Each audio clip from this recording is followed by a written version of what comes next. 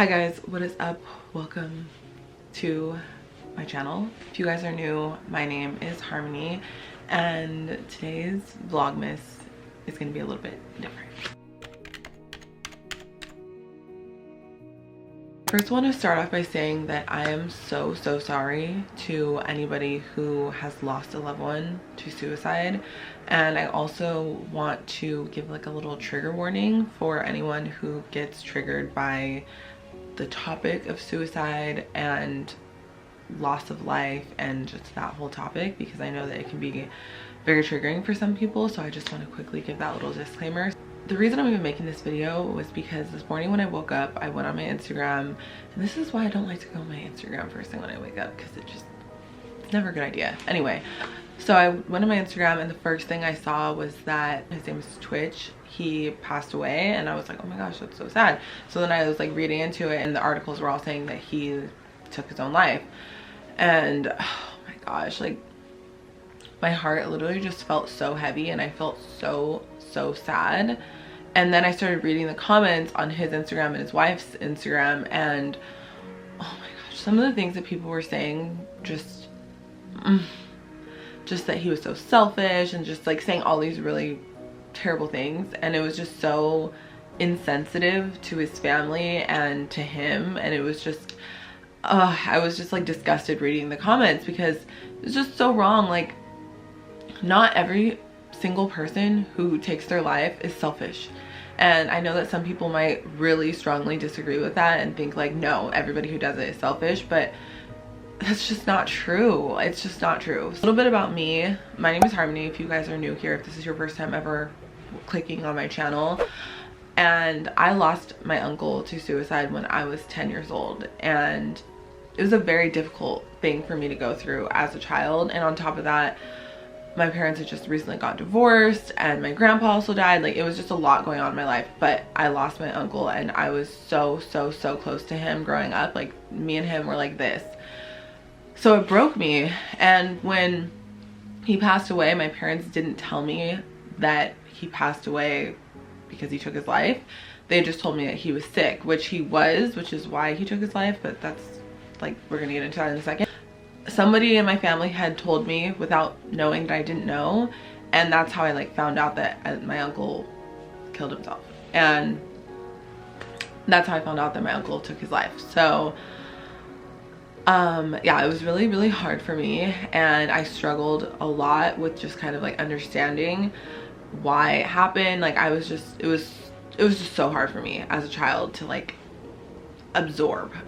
You know, when my uncle took his life, he literally, he planned everything. Like, he did not leave behind a mess for his family to clean up. He planned his own funeral. He literally got rid of all of his physical things.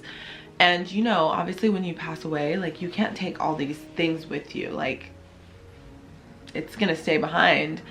And he got rid of all his things.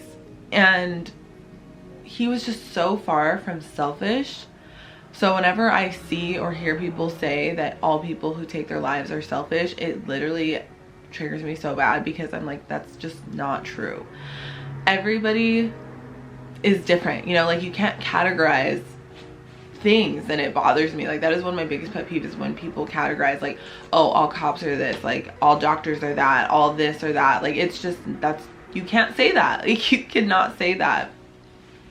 So anyway, that's my story. But I just want to come on here and say, like, be nice to people. Like, you never know what people are going through. Like, every single person is battling something internally, whether they talk about it or not. And oh my gosh, it just like breaks my heart when people feel like there's no way out, and the only option is to take their life, and they feel like their family would be better off without them, or people in their lives would be better off without them, or maybe they don't have anybody and they just feel helpless, or they feel like they don't have anybody even though they have a family. And you know, that's why when you're looking on people's Instagrams, you have to like take it with a grain of salt, because you really don't know these people. Like, you guys watching this video right now, like, you guys don't know me. Like, you might watch all of my videos, but you still don't know me. You can know me kinda. Like, you know, obviously I am myself on my videos, and I'm sure other people online are themselves as well, but at the end of the day, you don't know every little single thing that they are going through in their personal life, because even the Kardashians, like, they show what they want to show, especially now with their new show that they're like producing it, and they're the ones who are like seeing what's going out. I feel like before, I could be wrong, but like with Keeping Up with the Kardashians, I feel like they were not really in control as much of what was being shown, and it was just a little bit more produced for like entertainment in a way. I could be wrong, but I just feel like with their new show, it's more so like they're showing their side of the story and like what they want us to see. So they're still not even talking about like all the little things that they go through. Like, you don't see Kylie Jenner going on those shows and talking about her problems with Travis and the things that she's going through. Like, yeah, she might share a little bit of how she's feeling postpartum or whatever, but she's not sitting there making a video talking about every single thing that she's dealing with. And also, when you're at a status, like a celebrity status, you know, even this guy at Twitch, when you're at a status like that, people automatically just think like, well, you have everything you want, like, why are you not happy? And that's just like, money and things, like physical things, like that does not bring happiness. I'm not saying that if, you know, I got $25,000 tomorrow, I wouldn't be happy. I'm not saying that, but money does not buy happiness. At the end of the day, if you are not happy internally with yourself and your life, money is not going to really change that. Obviously it's circumstantial, like I said, because I know that like money can change your life, yes, but it does not bring happiness. I feel like people who have more things, more money, more material things, like, they tend to not talk about their problems as much, because people always have something to say, and it obviously comes with the territory of being online. Is you're allowing people to judge you, you're giving them a platform to judge you, especially with YouTube. But at the end of the day, just because you're putting yourself out there doesn't mean that words don't hurt. And I feel like people don't realize that when they're behind a screen commenting their ignorant opinions. And like I said, there's a difference between like leaving an opinion and just being straight, flat, disrespectful, you know? And I don't think people realize. Yeah. I just had a heavy heart today, and I just couldn't film anything else, and it honestly made me so sad. And I told you guys in my video yesterday that I really want to upload a video every single day, but I also, you know, it's hard because I don't want to fake it, you know? And I love filming like morning routines and things like that. Like, that's my favorite video to film and edit. But sometimes when I'm like not happy, I don't want to like get on camera and pretend like I am. So it's hard to like vlog every single day. And I'm sure I'm not the only one who feels like that. Yeah, this video is like kind of all over the place, but I don't know, you guys. This story just really made me sad. And like I said, I had to deal with the loss of my uncle my whole life. Like, I'm still dealing with it. I'm better now, but you know, for a while I had to go to therapy for it, and therapy honestly really helped me a lot. So if you're struggling, like, I highly recommend to find a therapist that you like. And I'm not making this video to like promote better health or whatever that thing that everybody gets sponsored by. Like, this is literally me just being real. Like, my therapist really helped me a lot to deal with that childhood trauma that I felt.